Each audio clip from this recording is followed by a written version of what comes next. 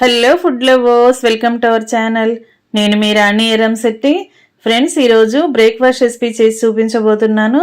Breakfast అంటే మనం ఇడ్లీ దోశలు వేసుకుంటూ ఉంటాం కదా. ఒక్కసారి నేను చూపించిన ప్రాసెస్తో దోశలు వేసి చూడండి. చాలా మెత్తగా సాఫ్ట్గా స్పాంజ్ లాగా వస్తాయి. ఆ ప్రాసెస్ అంతా చూద్దాం. వీడియోని ఫస్ట్ నుంచి లాస్ట్ వరకు చూడండి. దోశలు కానీ ఇడ్లీ కానీ చేసుకోవాలి అంటే మినపప్పు నానబెట్టాలి, కడగాలి, రుబ్బాలి కదా. బియ్య పిండి కానీ మినపిండి కానీ ఎలాంటి పిండిలు లేకుండా అప్పటికప్పుడే ఇన్స్టెంట్గా ఈ బ్రేక్ఫాస్ట్ అనేది ప్రిపేర్ చేసి ఫ్యామిలీకి సర్వ్ చేయొచ్చండి. టైం అనేది తక్కువగా ఉంది అనుకున్నప్పుడు, ఇంట్లో రుబ్బిన పిండిలు ఏమీ లేనప్పుడు అప్పటికప్పుడే ఇలా దోశలను ప్రిపేర్ చేసి పెట్టండి. చాలా సాఫ్ట్గా ఇష్టంగా తింటారు. ఇంకా ప్రాసెస్లోకి వెళ్ళిపోదాం. ముందుగా 1 కప్పు బొంబాయి రవ్వ తీసుకోండి. ఉప్మా చేసుకుంటూ ఉంటాం కదా. సూజీ రవ్వ తీసుకోండి. అలాగే అదే కప్పుతో 1/2 కప్పు అటుకులు తీసుకోండి. అలాగే 1/2 కప్పు పెరుగు కూడా తీసుకోండి. పెరుగు ప్లేస్లో మజ్జిగైనా తీసుకోండి. ఇప్పుడు 2 బౌల్స్ తీసుకోండి. మిక్సింగ్ బౌల్ తీసుకుని 2 వేరువేరు గిన్నెల్లో వేసుకుని ఇలా అటుకుల్ని ఒక గిన్నెలోకి వేసుకున్నాం కదా, ఒక బౌల్లోకి వేసుకున్నాం. అలాగే సూజీ రవ్వను కూడా వేరొక బౌల్లోకి వేసుకోండి. ఇప్పుడు అటుకుల్ని శుభ్రంగా కడగాలండి. 2-3 సార్లు బాగా కడుక్కోవాలి. ఎందుకంటే అటుకుల్లో డస్ట్ అనేది ఉంటుంది. బాగా కడగాలి. అలాగే రవ్వలో కూడా 1 గ్లాస్ వాటర్ పోసుకోండి. 1 గ్లాస్ అంటే మీరు తీసుకున్న రవ్వ క్వాంటిటీని బట్టి రవ్వ ములిగేంత వరకు కన్నా కొంచెం ఎక్కువగానే వాటర్ తీసుకోండి. ఎందుకంటే రవ్వ అనేది నానిన తర్వాత క్వాంటిటీ అనేది పెరుగుతుంది, పైకంట వస్తుందండి. అందుకే కొంచెం వెడల్పుగా ఖాళీగా ఉన్న గిన్నెని తీసుకుని సూజీ రవ్వని నానపెట్టుకోండి. ఎక్కువగా వాటర్ పోసుకుని నానపెట్టండి. అలాగే అటుకుల్ని శుభ్రంగా 2-3 సార్లు బాగా కడిగి స్ట్రైనర్తో వడగట్టండి. ఇలా వాటర్ అన్ని కిందకు వచ్చేసిన తర్వాత అటుకుల్ని కూడా వేరొక మిక్సింగ్ బౌల్లో వేసుకోండి. 1/2 కప్పు పెరుగు తీసుకున్నాం కదా, పెరుగంతా కూడా అలా అటుకుల్లో వేసేసుకోండి. మీరు అటుకులు తీసుకున్న క్వాంటిటీని బట్టి పెరుగు చాలకపోతే ఇంకొంచెం వాటర్ అయినా యాడ్ చేసుకోండి. మజ్జిగ కానీ వాటర్ కానీ యాడ్ చేసుకోండి. అటుకుల్లో కూడా కొంచెం ఎక్కువగానే వేసుకోవాలండి వాటర్ అనేవి. ఎందుకంటే అవి కూడా నానిన తర్వాత కొంచెం క్వాంటిటీ అనేది పెరుగుతుంది. ఇలా 2 కూడా నానబెట్టుకుని ఉంచుకున్నాం కదా. నానబెట్టడం అంటే మరీ ఎక్కువగా మినపప్పు నానబెట్టినట్లుగా 4-5 గంటలు అక్కర్లేదండి. 5 నిమిషాలు నానితే సరిపోతుంది. ఈ లోపుగా మనం చట్నీ చేసుకుందాం. దానికోసంగా ఎండుమిర్చిని తీసుకోండి. మీ ఘాటుకి తగ్గట్టుగా ఎండుమిర్చి తీసుకోండి.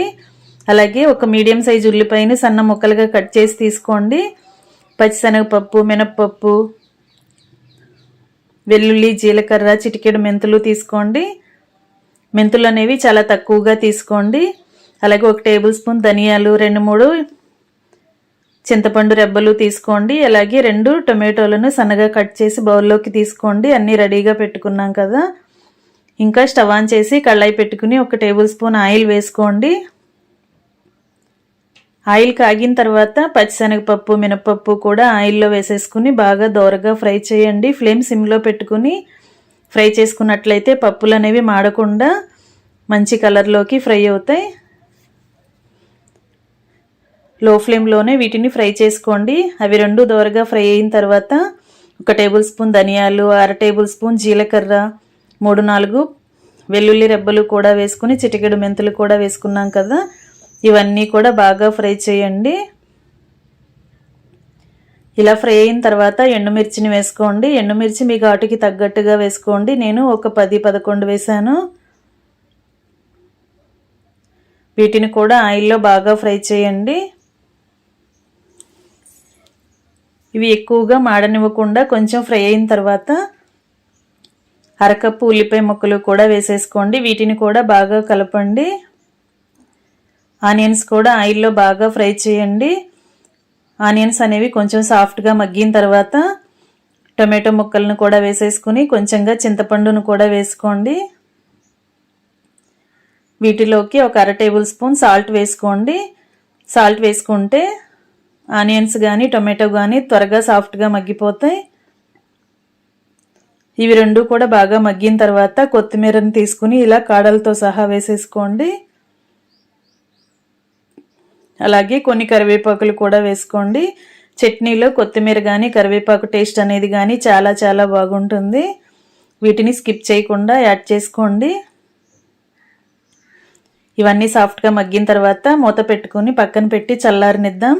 చల్లారిన తర్వాత గ్రైండ్ చేసుకుందాం. ఈ లోపుగా మనం రవ్వని నానబెట్టుకుని ఉంచుకున్నాం కదా, బాగా నానింది. అలాగే అటుకుల్ని కూడా పెరుగులో నానబెట్టాం కదా, ఇలా అటుకులు అనేవి కొంచెం గట్టిగా వచ్చాయి కదా. ఇప్పుడు ఒక మిక్సీ జార్ తీసుకుని దానిలోకి సూజీ రవ్వని అటుకుల్ని కూడా వేసేసుకోండి. ఇవి రెండు కూడా జార్లో వేసేసుకుని తగినన్ని వాటర్ పోసుకుని పిండిని దోశల బ్యాటర్ లాగా గ్రైండ్ చేసుకోండి.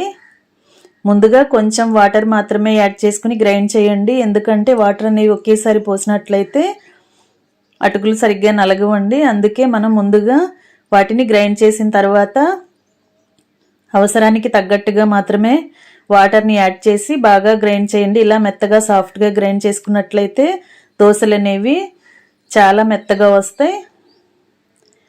గ్రైండ్ అయిన తర్వాత పిండి అంతా కూడా ఒక మిక్సింగ్ బౌల్లోకి వేసుకోండి. ఇప్పుడు టేస్ట్కి సరిపడా సాల్ట్, ఒక 1/2 టేబుల్ స్పూన్ బేకింగ్ పౌడర్ వేసుకోండి. వంట సోడాకి బదులుగా బేకింగ్ పౌడర్ వేసాను, మీరు వంట సోడా అయినా వేసుకోవచ్చు. వీటిని కొంచెంగా వాటర్ పోసుకుని బాగా కలపండి. ఉండలనేవి ఏమీ లేకుండా వంట సోడా బాగా కలిసిన తర్వాత దానిని ఇలా పిండి మొత్తానికి కలపండి.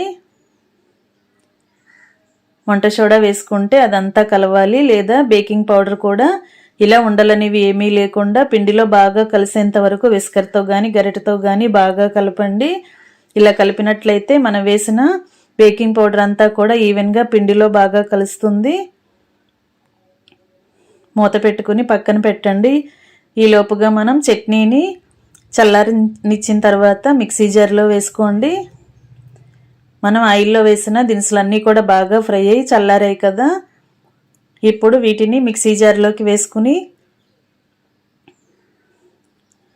ముందుగా ఇలాగే గ్రైండ్ చేయండి. వాటర్ అనేవి తర్వాత యాడ్ చేద్దాం. ఇలా బరకగా గ్రైండ్ అయిన తర్వాత పప్పులన్నీ కూడా బాగా నలుగుతాయి. ఇప్పుడు కొంచెంగా వాటర్ని యాడ్ చేసుకుని మరలా గ్రైండ్ చేయండి.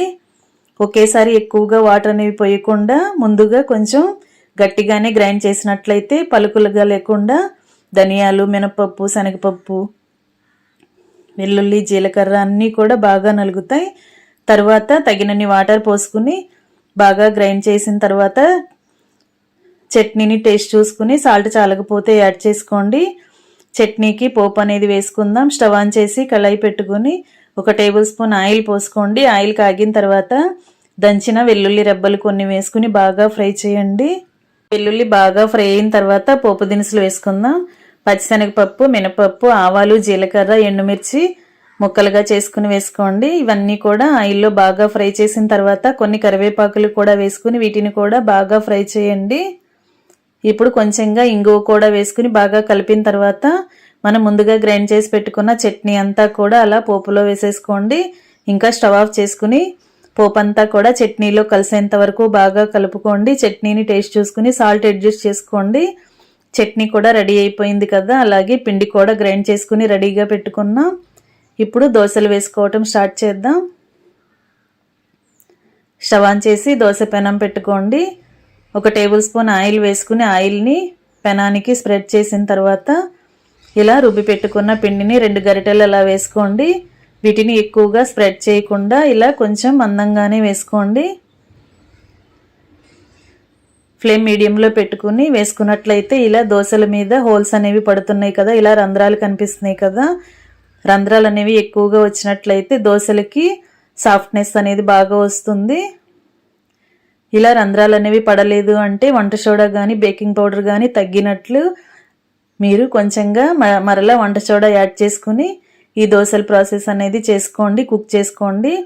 ఒకవైపున బాగా ఫ్రై అయిన తర్వాత 1 టేబుల్ స్పూన్ ఆయిల్ కూడా వేసుకుని వెనక వైపు కూడా ఫ్రై చేయండి.